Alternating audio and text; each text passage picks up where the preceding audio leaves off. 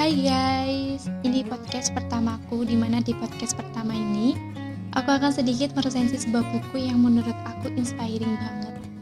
Nah, buku ini ditulis oleh Mark Manson dengan judul asli The Subtle Art of Not Giving a Fuck, atau dalam bahasa Indonesia menjadi judul sebuah seni untuk bersikap bodo amat.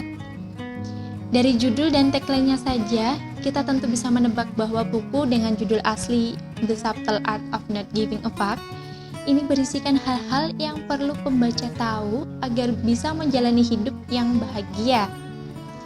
Sebelum kita masuk ke inti dari buku ini nih, kita pastinya paham kalau semua manusia di dunia ini punya masalah masing-masing, entah itu pengusaha, karyawan, mahasiswa, siswa, pemerintah, bahkan orang yang hidupnya menurut kita sudah enak aja pasti tetap punya masalah.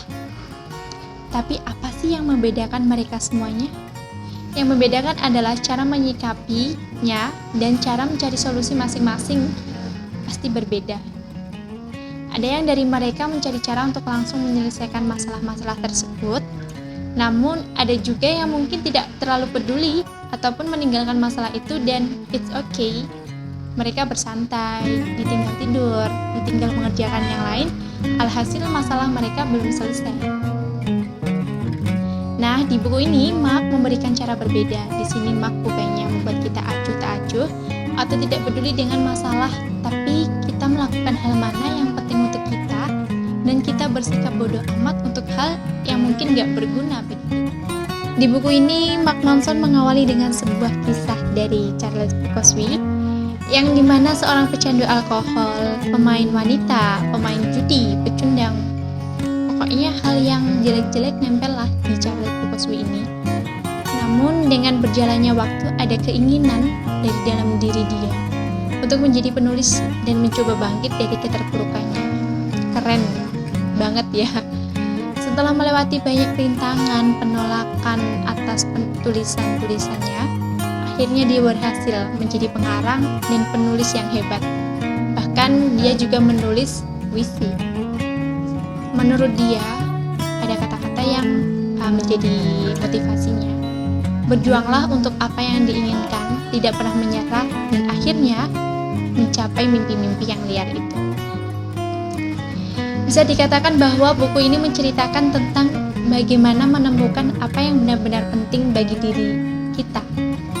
Sikap bodoh amat di sini bukanlah tentang hal untuk tidak peduli tentang apapun, tapi bagaimana cara kita untuk open-minded bahwa ada hal-hal penting yang tidak perlu dipersoalkan dalam hidup, dan juga cara bagaimana untuk tidak takut menghadapi setiap masalah.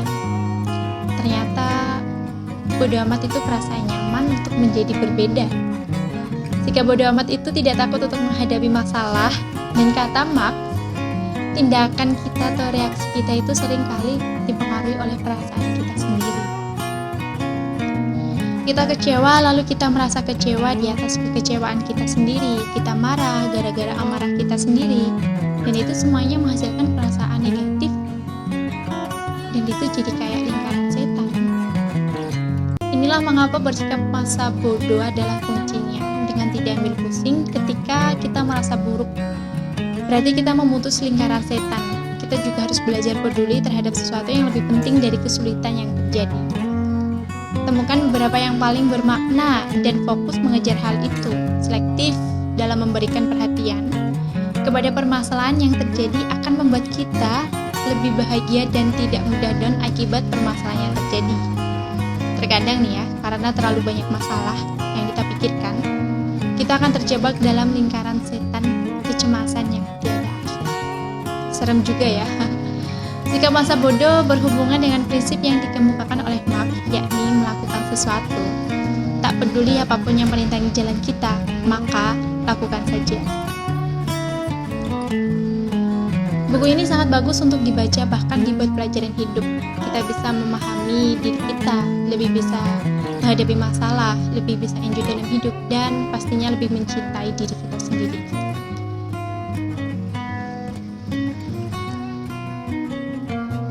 Buku ini ternyata sangat inspiring banget dan mempunyai kelebihan menurut aku aku, buku ini mempunyai daya tarik tersendiri karena cara penyampaian yang santai namun mengena.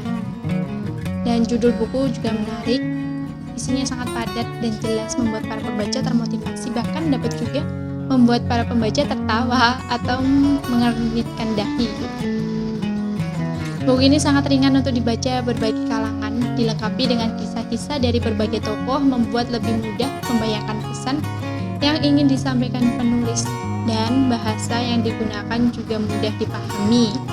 Namun di sisi lain, ada beberapa kelemahan dari buku ini, yaitu ada beberapa subbab tidak ada klimaks, jadi kurang mendetail, dan tidak ada gambar di setiap kejadian yang terjadi sehingga membuat pembaca mudah jenuh, apalagi yang suka membaca komik atau bahkan novel yang ada gambar atau kertas buku.